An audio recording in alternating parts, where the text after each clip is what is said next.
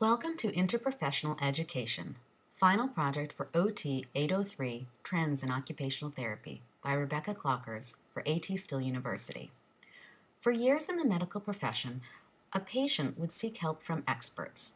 Using a multi-professional approach, each professional, such as the occupational therapist, the physical therapist, the physician, and the nurse, would reflect on the patient's status and put it in the medical record with little communication between each other.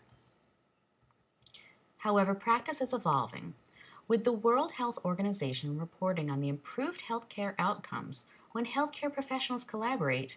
The use of an interprofessional approach is becoming more and more prevalent. In interprofessional approaches, take that same client with the same clinicians and have them communicate with one another in order to provide client-centered care with a common goal.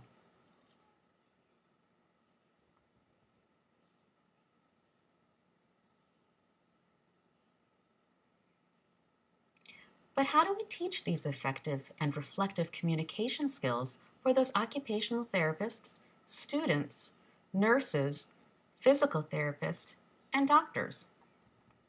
The strategy in place is called Interprofessional Education, or IPE.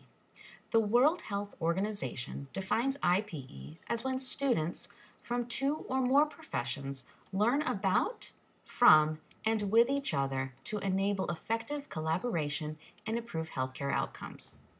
With that in mind, the Interprofessional Education Collaborative Expert Panel developed 4 core competencies which students should demonstrate before they enter the workforce.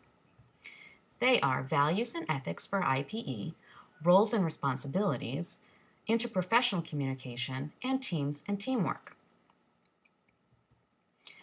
According to the IPEC, the values and ethics core competency is when the student demonstrates mutual respect and trust for the collaborative care and delivery across healthcare professions.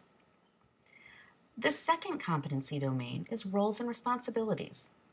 Under this domain, students must demonstrate the use of knowledge of one's own roles and those of other professionals to appropriately assess and address the healthcare needs of patients and populations served.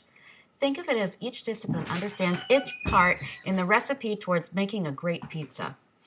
In the third core competency in interprofessional communication, under this domain, students are expected to communicate with patients and families, communities, and other healthcare professionals in a responsive and responsible manner that supports a team approach to the maintenance and health treatment of disease.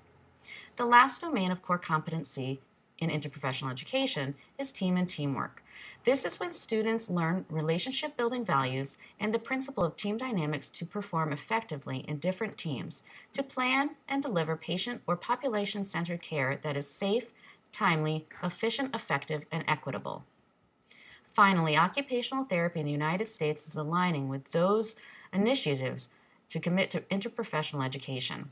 The AOTA declared it became a member of the IPC in 2016, and by doing so, it has established itself as a stakeholder in interprofessional education. Therefore, you will see OT programs incorporating systems to meet the competency needs described by the IPEC.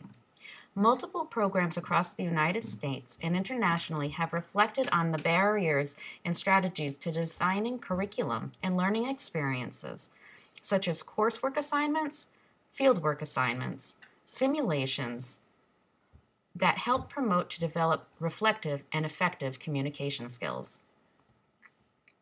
By instilling these skills early in all medical professionals, including occupational therapists, patients and populations will reap the benefits of interprofessional practice.